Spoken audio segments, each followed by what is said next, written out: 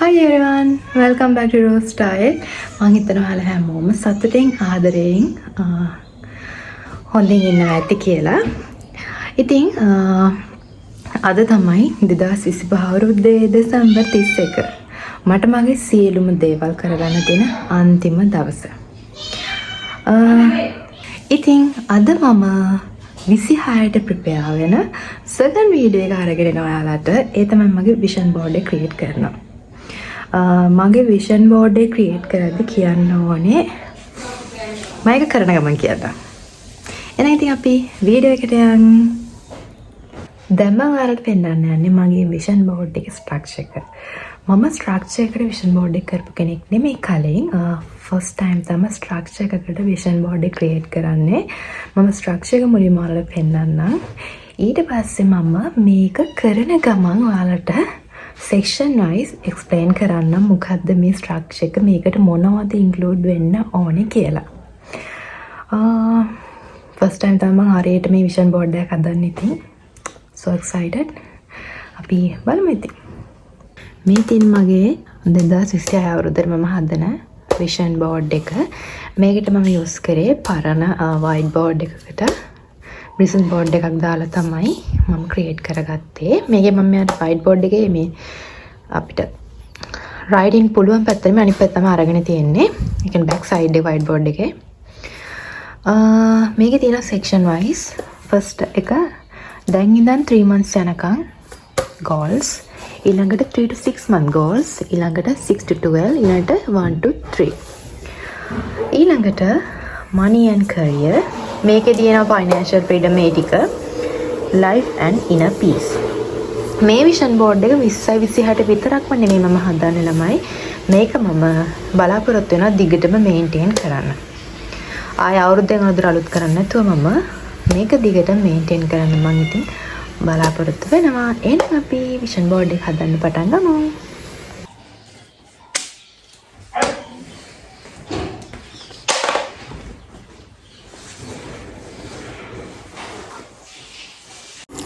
as first step මම මුලින්ම කරන්නේ මේ ස්ට්‍රක්චර් එකේ මම බෙදාගත්ත සෙක්ෂන් වලට මං ගාව මේ තියෙන පික්චර්ස් ඒ කාලවලට හරියන්න වෙන් කරගන්න එක. මෙහෙම වෙන් කරගන්න එකේ මම බලාපොරොත්තු වෙන මොකක් හරි මට පහසුවක් වෙයි කියලා මේ ටික මට අන්තිමට ෆයිනලයිස් කරගන්නකොට. ඒත් එක මම ඔයගලන්ට කියන්නම් මේ සෙක්ෂන් වයිස් ඇයි මම මේ පරිවිෂන් බෝඩ් එක බෙදුවේ කියලා.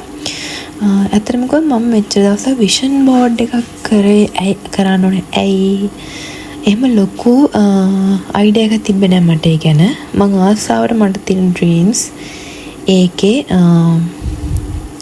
මට පේන ඩිස්ප්ලේ වෙන්න නිතරම ඇස ගැටෙන්න විදිහට මම හදාගත්තේ. මම මෙච්චර කාලයක් හදපු හැම විෂන් බෝඩ් එකක්ම එහෙමයි. හැබැයි ඊට පස්සේ මගේ සමහර ඩ්‍රීම්ස් මට ඉටුනේ නැහැ. සමහර achievements මට ගන්න බැරි වුණා. ඉතින් මම හිතුවා මේ පාර මේකේ මොකක් හරි වෙනසක් තියෙන. මේකේ වෙන මොකක් හරි method එකක් තියෙන. ඒක try කරලා බලන්න ඕනි කියලා. ඒ නිසා තමයි මම මේ පාර මෙහෙම timeline එකකට වෙන් කරගෙන මේක ගන්නට structure එකකට දාගත්තේ. එතකොට මගේ ඔළුවට proper idea එකක් එනවා මගේ dreams මොන කාලෙටද ආйти වෙන්නේ, මොන කොච්චර කාලයක් මේ ඩ්‍රීම් එකකින් මම කොච්චර කාලයක් වැඩ කරන්න ඕනේද, මේ ඩ්‍රීම් එකකින් මම කොච්චර කාලයක් වැඩ කරන්න ඕනේද, ඒ විදිහට මට මේ ඩ්‍රීම්ස් ආйти වෙන කාල වකවානු වෙන් කරගන්න පුළුවන්. එතකොට මට තව අයිඩියා එකක් එනවා.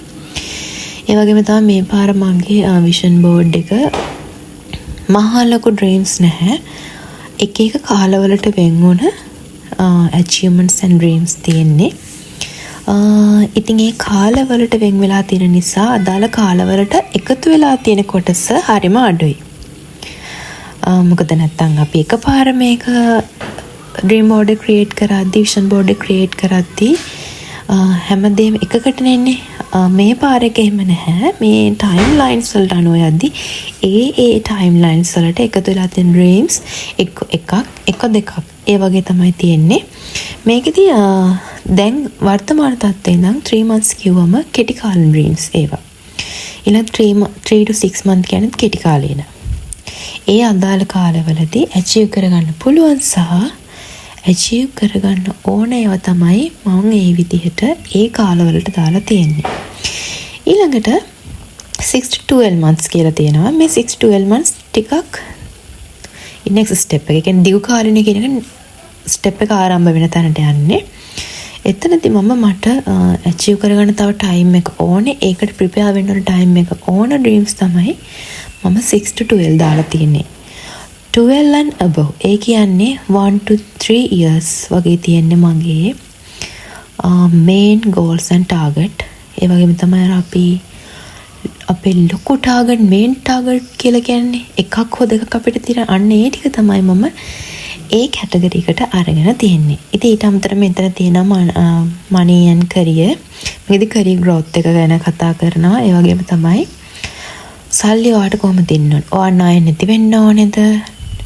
debts අඩු වෙලා ඊළඟට ඔයාගේ financial freedom එක වැඩි වෙලා මේකට අදාළ motivation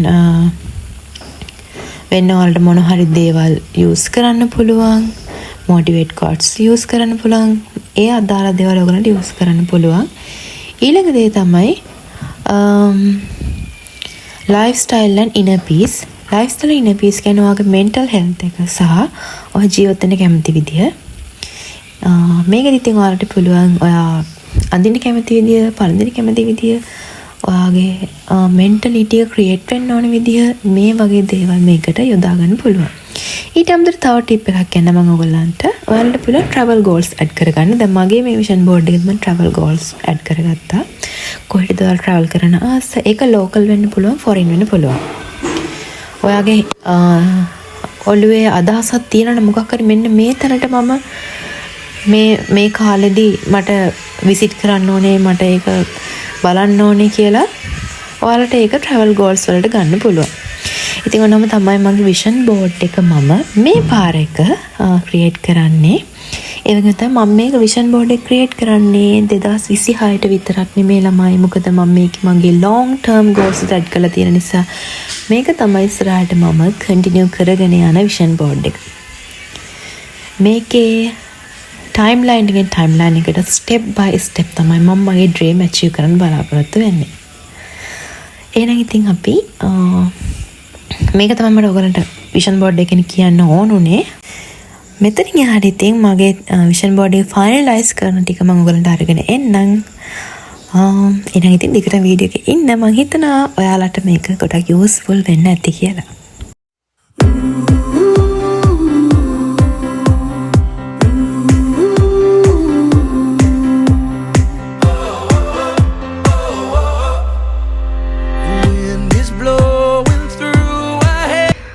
දැන් නම් මගේ ඩ්‍රීම් බෝඩ් එක almost done. ඒත් මට ඒකට තව මේකට මම add කරනවා දැන්. මේ එක දැන් section wise මේක බෙදාගෙන ඉන්නේ. මේ එක section එක මම පොඩි වචන වලින් describe කරලා ලියා ගන්නවා. ඒක මට easy වෙන්න. මම ඔයගොල්ලන්ට පොඩි වීඩියෝ එකක් පෙන්නන්නම් මගේ දැන් ඩ්‍රීම් බෝඩ් එකේ තත්ත්වය. මේ තියෙන ඉතින් දැන් තමයි මගේ ඩ්‍රීම් බෝඩ් එකේ. ඔයගොල්ලන්ට ඉතින් තේරුම් ගන්න බෑ. මටම තමයි තේරෙන්නේ මේක. The lights are shining everywhere from up above and down below. We fall into the afterglow. So now this is the perfect night tonight.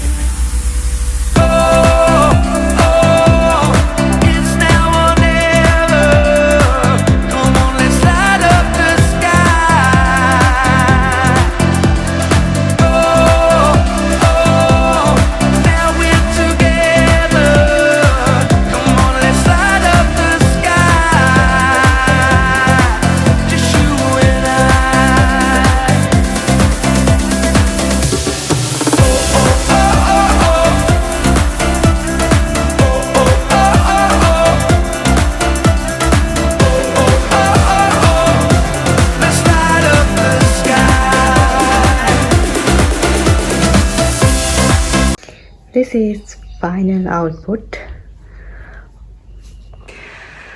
ඔන්න ඉතින් මම මගේ ඩ්‍රීම් බෝඩ් එක ක්‍රියේට් කරලා ඉවරයි. මම හිතනවා ඔයාලට මේක ගොඩක් යූස්ෆුල් වීඩියෝ එකක් වෙන්න ඇති කියලා ඩ්‍රීම් බෝඩ් එක ක්‍රියේට් කරන විෂන් බෝඩ් එක ක්‍රියේට් කරන හරියට අයිඩියා එකක් තිබෙන්නේ නැති අයට දැන් ඒ ගැන ප්‍රොපර් අයිඩියා එකක් තියෙනවා ඇති කියලා මම විශ්වාස කරනවා. එහෙනම් ඉතින් අපි next වීඩියෝ එකෙන් හමු වෙමු. එතකන් සතුටින් පරිස්සමෙන් ඉන්න. ගොඩක් දුරට අපි 2026 හමු වෙන්නත් පුළුවන්. එහෙනම් අමතක ඉතින් මම සබ්ස්ක්‍රයිබ් කරන්න, ලයික් කරන්න, ෂෙයා කරන්න, අනිවාර්යෙන්ම ඔයාලගේ අදහස් කමෙන්ට් කරන්න. සතුටින් පරිස්සමෙන් ඉන්න. Thank you for watching.